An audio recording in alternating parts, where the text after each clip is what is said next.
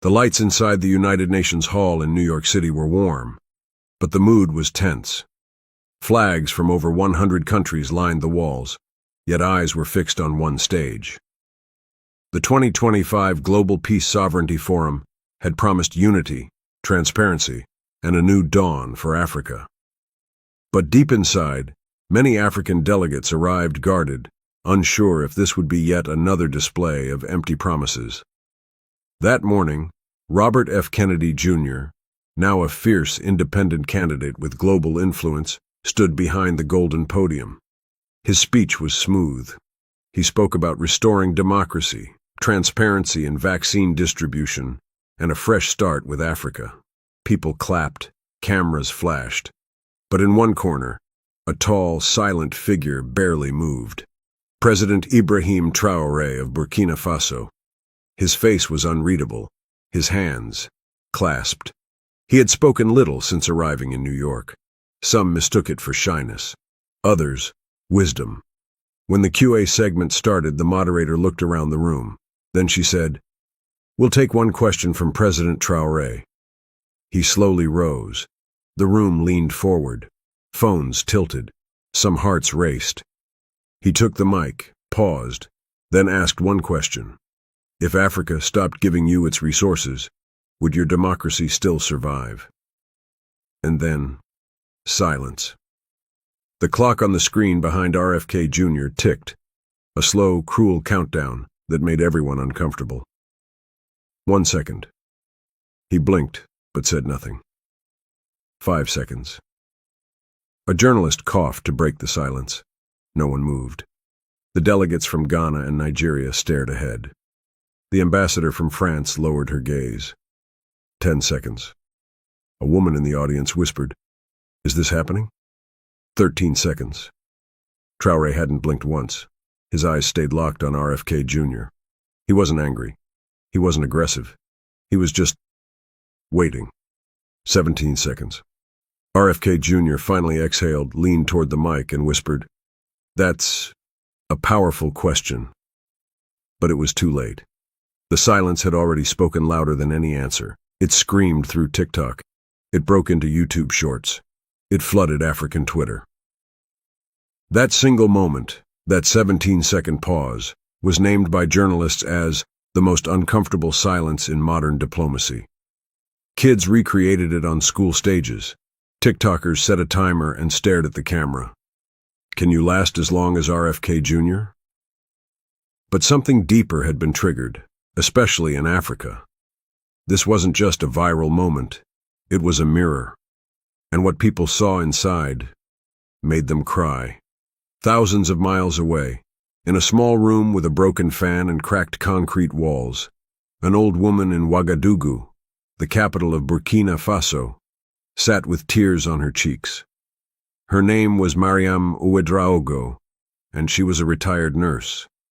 She had lived through 3 coups, a famine, and the loss of 2 sons to illegal gold mining in the north. She wasn't watching Hollywood. She wasn't watching football. She was watching a clip of her president, Ibrahim Traoré, asking that one question.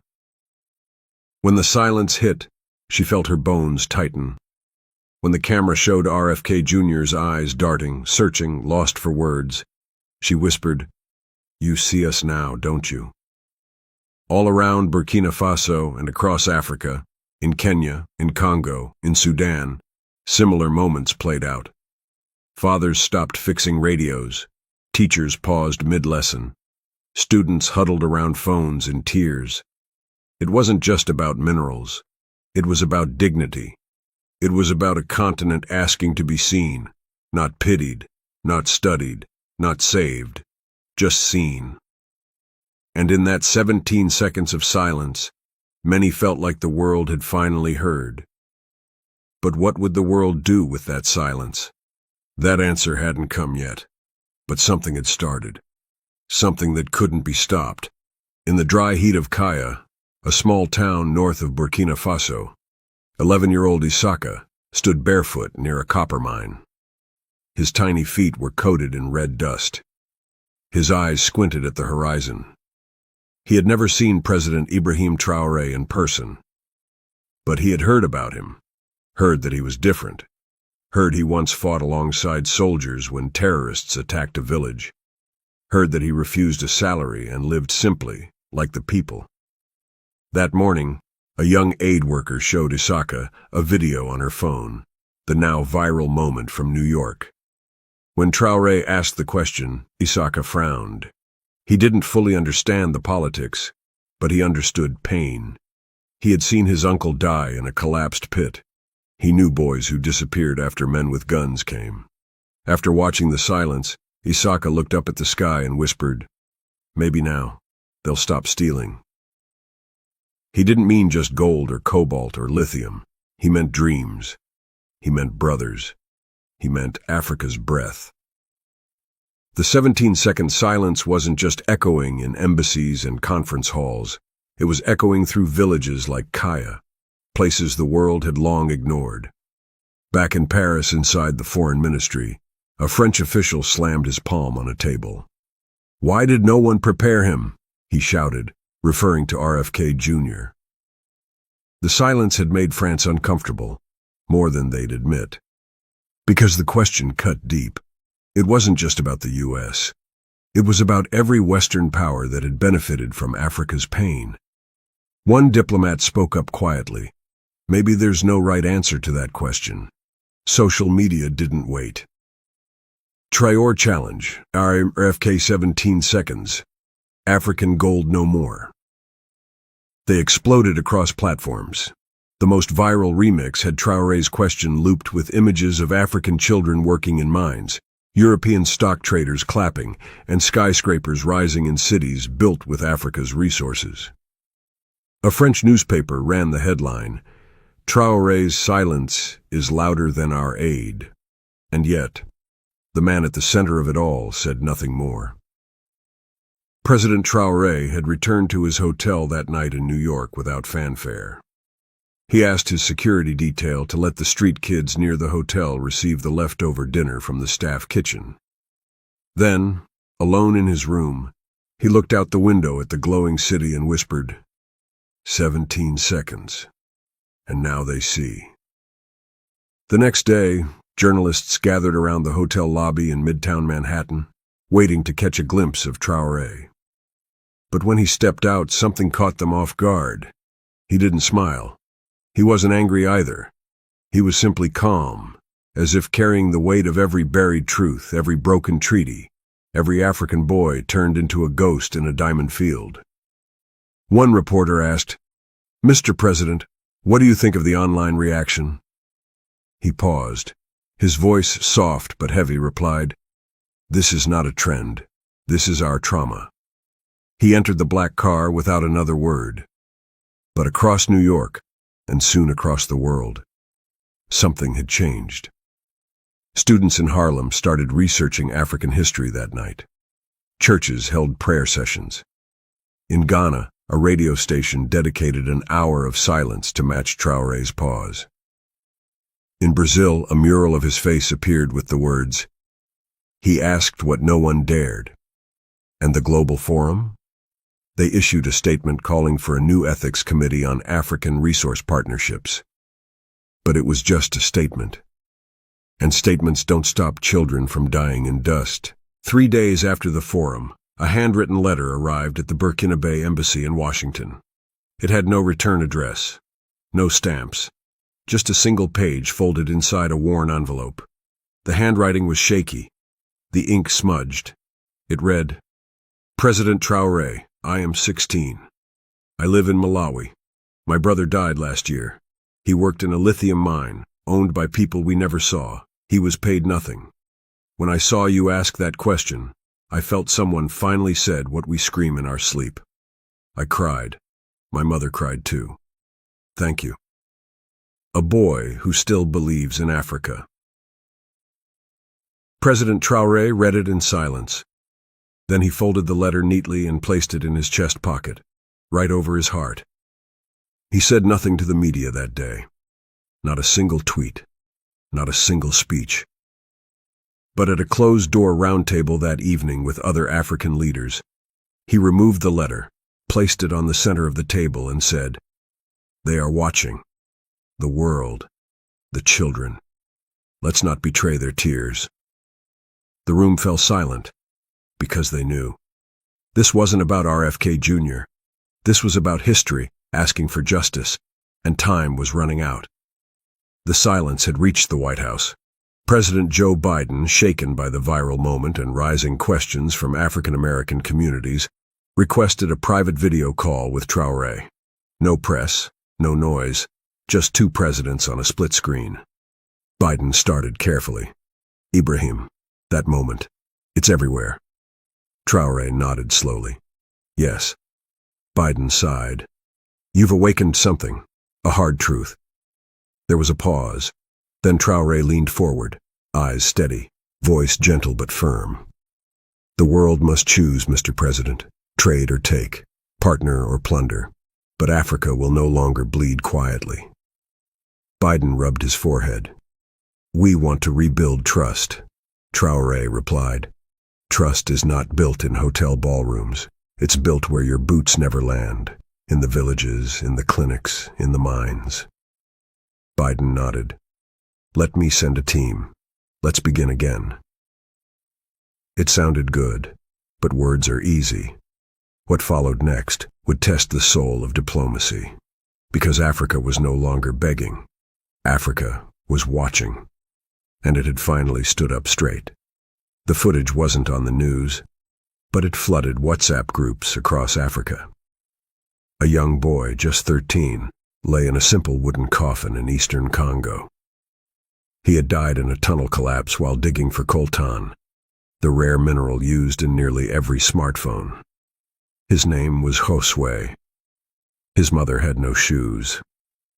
She walked behind the coffin, dragging a plastic bag that held his only school uniform. Someone filmed her sobbing and saying over and over again, "He just wanted to read. He just wanted to read." That video was shared under the hashtag RFK 17 seconds. Because those 17 seconds had become more than a pause, they were now a window into a reality the world had edited out of history books. Traoré watched that video, alone, on a hotel couch, the audio on full. He didn't flinch, but when the mother's cries echoed a third time, his shoulders shook. He turned the screen off, covered his face, and whispered through clenched teeth, "No more quiet deaths." That night he made a decision, one that would shock the world in the days to come. Because Traoré wasn't done asking questions.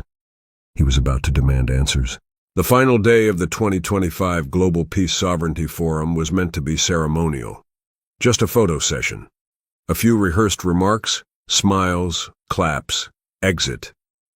But Ibrahim Traoré did something no one expected. He walked back to the podium. No schedule, no permission, just purpose. The moderator froze. The security stiffened. But no one stopped him. He placed a folded piece of paper on the stand, glanced at the crowd, and then slowly tore it in half. The room gasped. He wasn't here to read a speech. He was here to say what couldn't be written. "We've talked of democracy," he began. "But democracy built on buried children is not democracy. It's a lie told beautifully." Cameras snapped. Some delegates looked down. Others blinked back tears. "We do not want aid. We want accountability.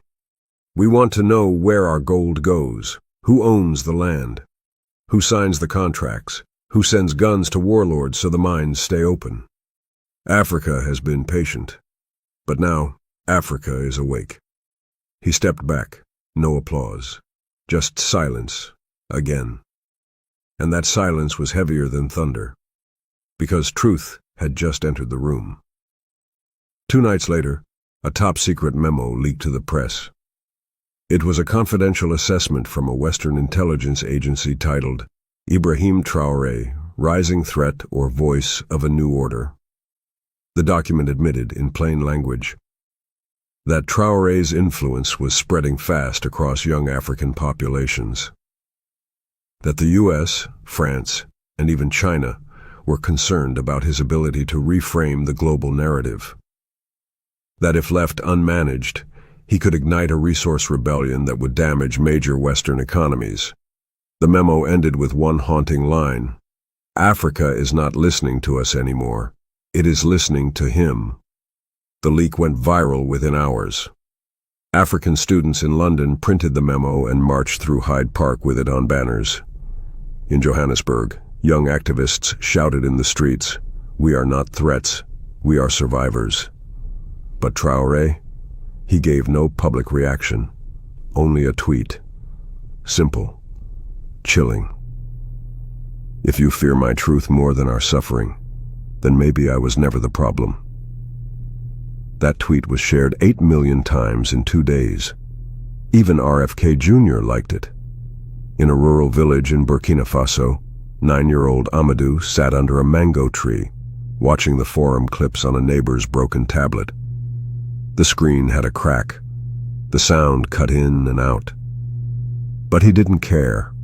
He watched President Traoré, his president, speak with fire and calm all at once. He didn't flinch. He didn't bow. He didn't ask for help. He demanded dignity. When the clip ended, Amadou turned to the neighbor and asked, "Is that what a real man sounds like?" The old man nodded slowly.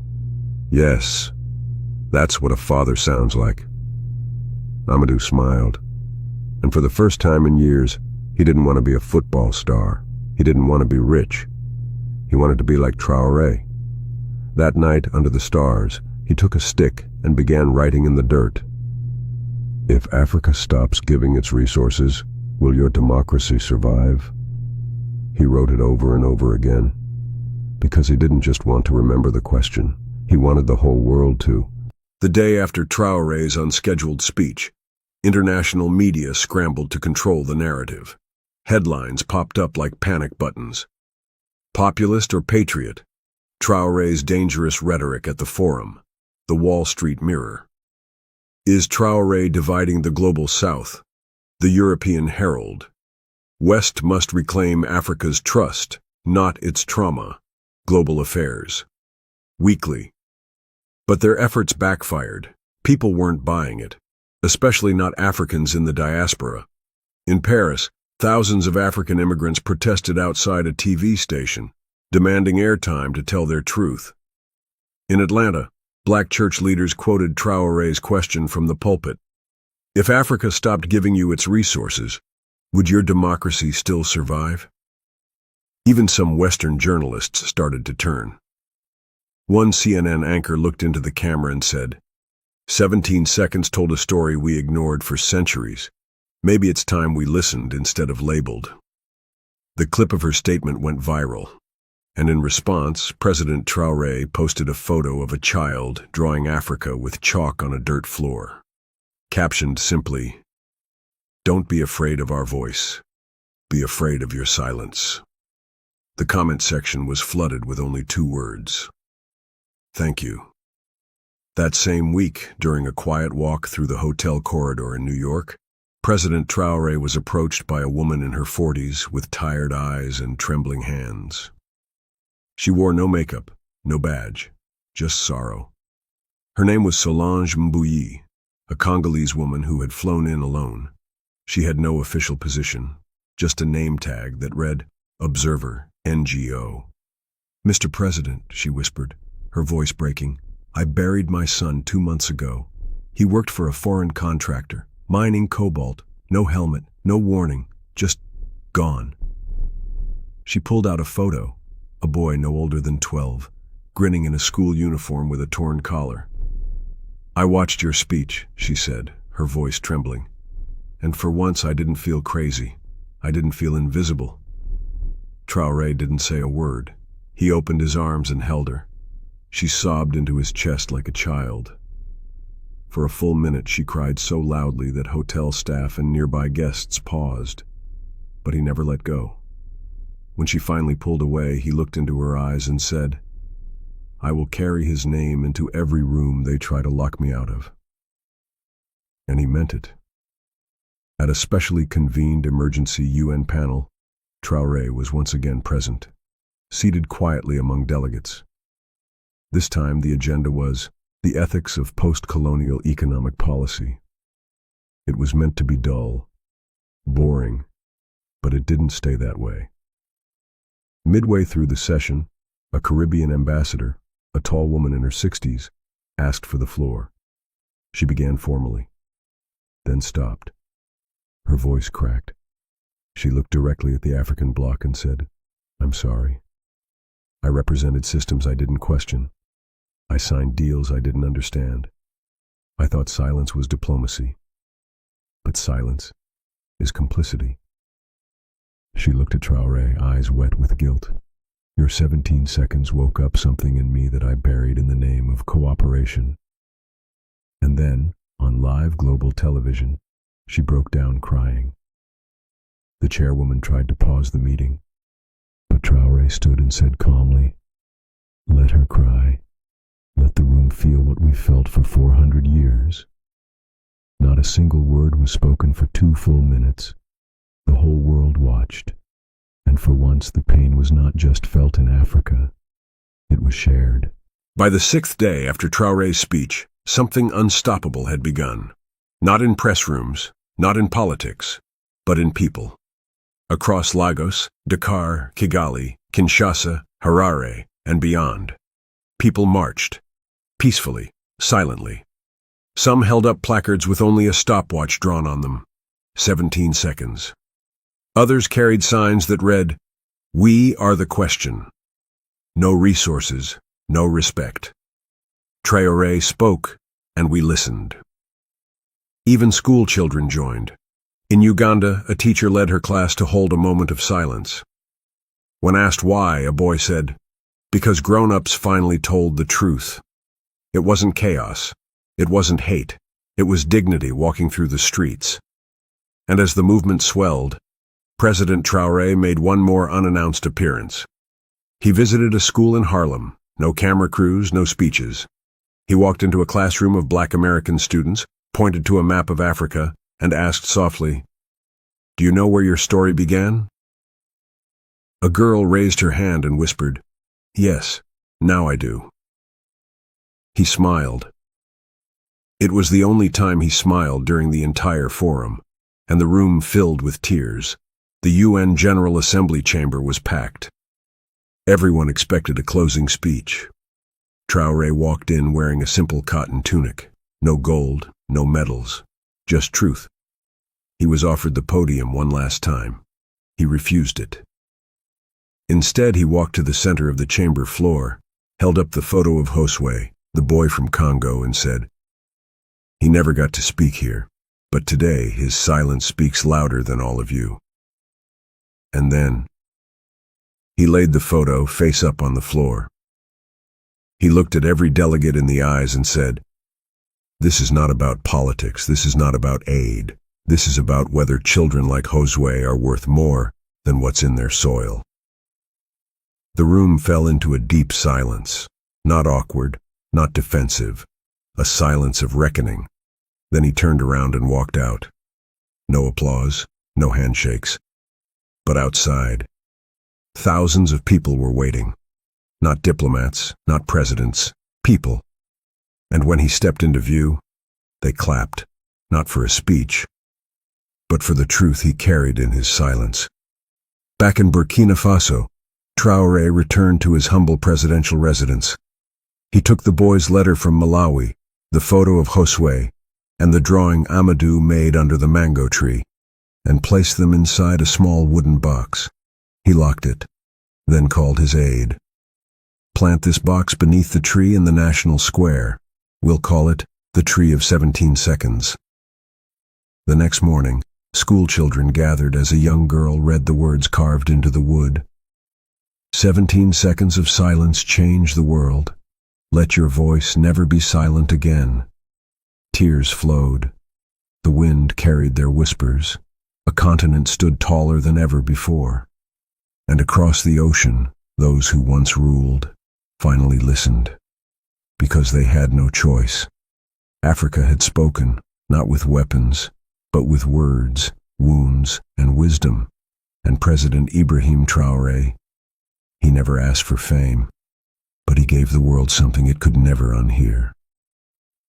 If Africa stopped giving you its resources, would your democracy still survive? Now the world had to answer. If this story moved you, if your heart broke for Josue, if your eyes filled with tears when Traoré hugged that mother in the hallway, then don't leave without taking action. Drop a comment below. I will never forget the 17 seconds. Like this video so the algorithm spreads the truth. And subscribe. Because on this channel, we tell the stories that the world tries to bury. You just witnessed the story of one silence that shook every corner of the earth. Now it's time for your voice to echo that silence.